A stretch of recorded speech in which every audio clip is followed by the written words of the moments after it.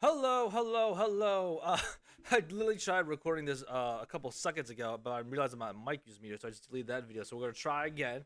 So, hello. I know it's been a while.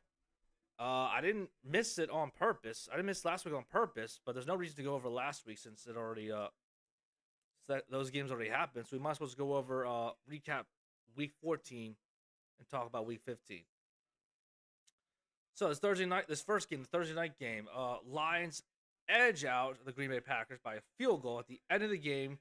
Gutsy call with Dan Campbell going for it on fourth and less than a yard. I mean, you could have taken a field goal and tried to make Jordan Love go down the field, but hey, this works too. I mean, listen, this is how the line. This is what the Lions are. They're very aggressive, especially on fourth down, and most of the time it works. Some of the times it doesn't. It didn't work last year twice in the NFC Championship game where they could have been in the Super Bowl. So it makes you kind of question if Dan Campbell actually has learned anything from that situation. And you want to say that he has, but we don't really know for sure because we haven't seen them in this situation quite often. Like a fourth down with the game on the line situation because Detroit has been one of the more dominant teams this year. So that's something we have to look forward to watching for the rest of the year with the Lions. And for the Packers, they'll make the playoffs, but I don't know if they'll make any noise in the playoffs. That's the only thing. That's what I got from this game. Like, their four losses have been to the Lions twice, the Vikings, and the Eagles. All teams that are all playoff teams in the NFC that have winning records. Beat, they may win the first round on the road with whoever it is. So as of right now, they would be playing Seattle, but I think the Rams are going to win that division, but we'll talk about the NFC West in a little bit. So that's my take on the Packers. They may win their first game on the road, but they're not going to get past the divisional round again. That's where I'm at with them when it comes to the Green Bay Packers.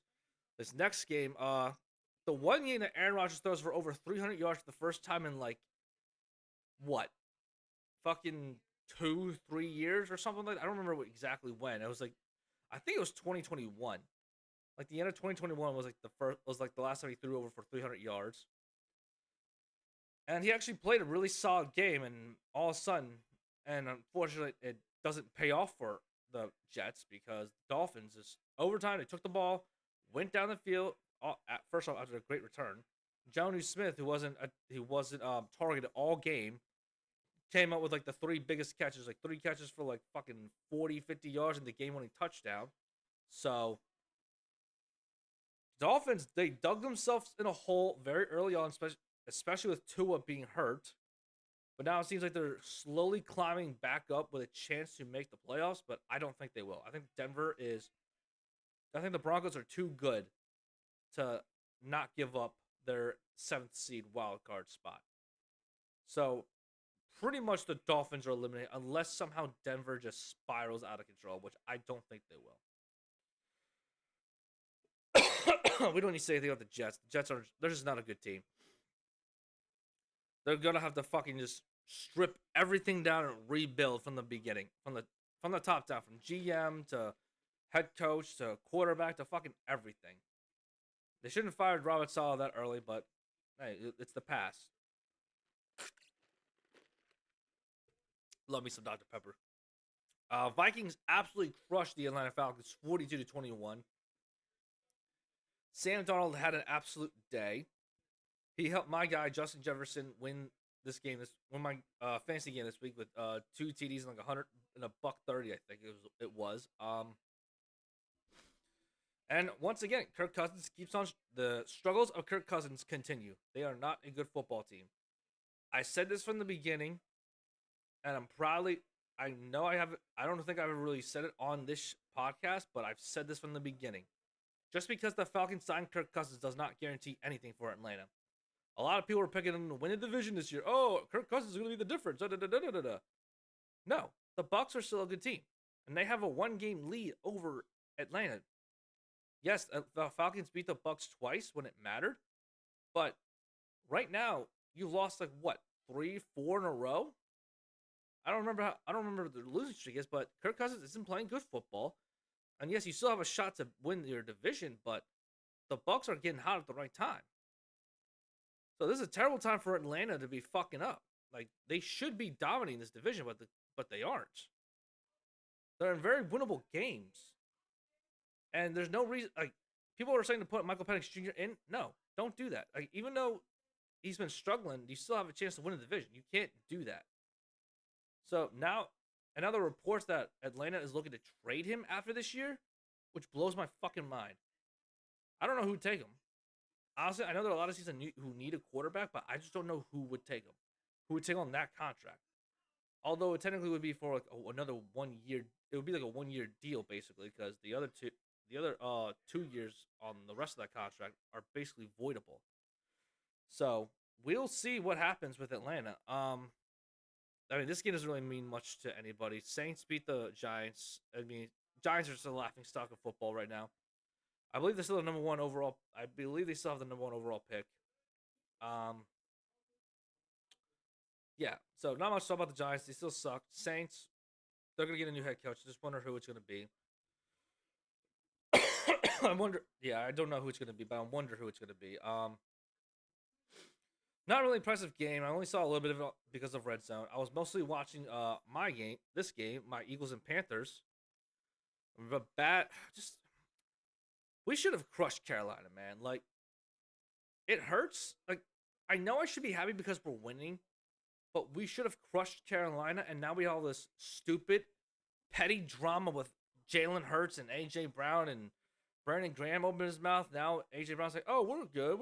There's no drama. We're good. Da, da, da, whatever." Like it's just to me at this point, it's fucking stupid. I don't even know what it's about. I mean, AJ Brown said starting it with the week saying because of passing, and like he's not wrong. That's the problem. Like the issue is that he's not wrong, but you can't attack your own quarterback, even though he really didn't say his name.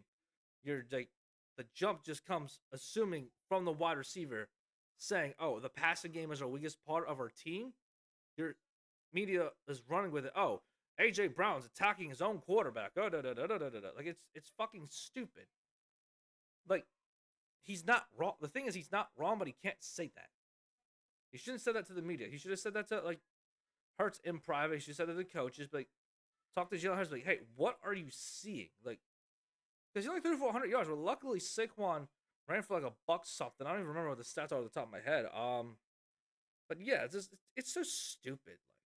Like, I know and I know that's like seems like I'm dunking on the Panthers, but they are playing a lot better.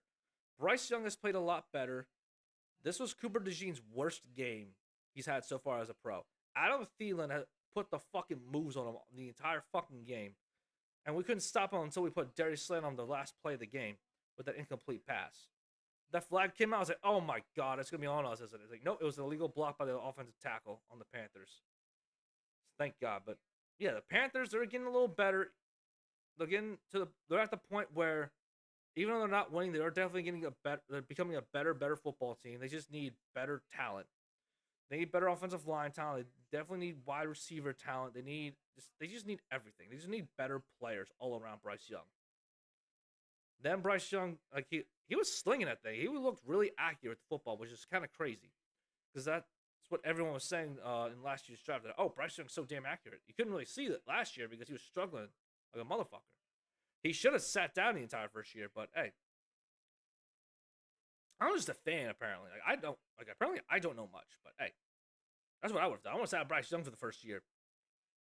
And not fire Frank Reich right away. But hey, that's just me. This next game, not really much to talk about. Steelers beat the Browns 27-14. Steelers weren't swept. Like I said, I didn't really watch the game because of the Eagles game, but yeah, these few games I haven't really watched a lot since because of Red Zone and because the Eagles were on 1:00 today. So there's really not much to go over this week. Steelers beat the Browns 27-14. Not surprised there. Browns weren't going to come back and beat them twice.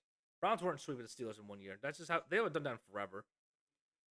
Bucks beat the Raiders 2013. Buccaneers continue to dominate the NFC South, while the Raiders are, I think, the number 2 overall pick now. The battle of the bottom of the AFC South, the Jags beat the Titans 10-6. It's crazy. I had the Titans defense for this week because both my teams were on buys, and they put up pretty good points, even though they only had 10 points. Seahawks beat the Cardinals 30-18 to take the lead in the NFC West. The very, very close NFC West. The Rams, with the best game of the weekend, barely beat the Buffalo Bills 44-42 in a goddamn shootout. That was a fun game to watch while I was able to watch it. I saw most of this game. It was a great game to watch. Stafford and Josh Allen going back and forth with each other. That's Stafford at his best. That's Matthew Stafford at his peak. And Josh Allen making another case of why he should be the goddamn MVP. Like, honestly, it will go to Saquon if he breaks Eric Dickerson's record. But even in a loss, this performance is still a fantastic performance, and it's gonna lean closer because right now I think it's leaning closer to Josh Allen being the MVP.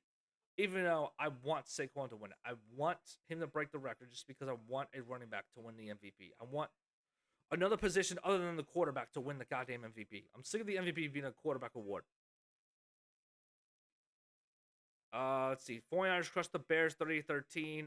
Not a shocker there. Bears fired the Eberflus and didn't have a good performance. Niners are still in the hunt. Even though they're in last place, they're still in the hunt to win the division, which is insane to me. Chiefs barely beat the Chargers 19-17. I'm just... God damn it. I'm tired of the Chiefs winning these one-possession games. And I'm tired of the narrative that, the Chiefs they're nitty and gritty. They know how to win the close games. And meanwhile, the Eagles, we win one-possession games. They're struggling. Like, fucking tired of it. I mean, yeah, the Chiefs earned that reputation because they're back-to-back Super Bowl champs. And they are most likely going back to the Super Bowl because the playoffs will run through Kansas City once again. And it's going to be a tough time to beat Kansas City and Kansas City. Even though I think Pittsburgh and Buffalo definitely have a great chance to beat them. It's going to be tough. And I think the refs will bail them out too, honestly. I think the refs will give them the break that they need.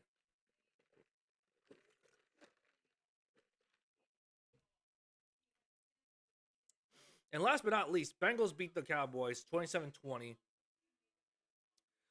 If the Bengals defense were a little better, Joe Burrow would absolutely probably take the lead in the MVP conversation because stat-wise, he's the best quarterback stat. He's like the most passing yards, the most touchdowns, and Jamar Chase probably is in the lead for Offensive Player of the Year because he has the most receiving stats. I believe he has the Triple Crown. He's in lead with the he's in the position to get the Triple Crown. Like most catches, most receiving yards, and most touchdowns in 1 year. Last guy to do it, Cooper Kupp won the Offensive Player of the Year, and I think if Saquon, I don't think he's gonna win it. I don't think Joe Burrow's gonna win the MVP, but I think they will vote for him for Offensive Player of the Year. And if it's not Joe Burrow winning Offensive Player of the Year, it's definitely gonna be Jamar Chase because what he's doing right now is incredible.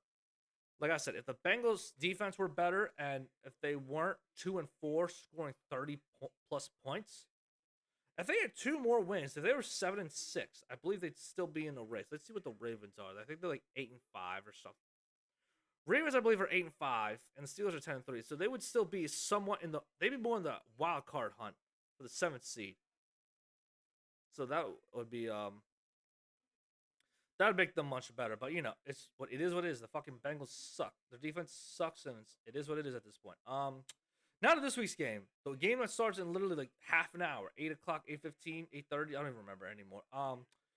Rams at 49ers. I think both teams won last week as we just went over, but I think the Rams are the most dangerous team in the NFC West. And I think if their hot streak if they continue to play the way that they played, they're going to win the NFC West. They're going to win out and win the entire division. So I'm going with the Rams tonight. I'm going with the Rams to win the NFC West.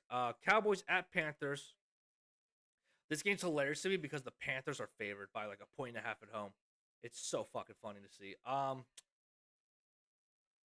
want to say the Panthers to win just to be a fucking troll, but I think we all know Dallas is going to beat them.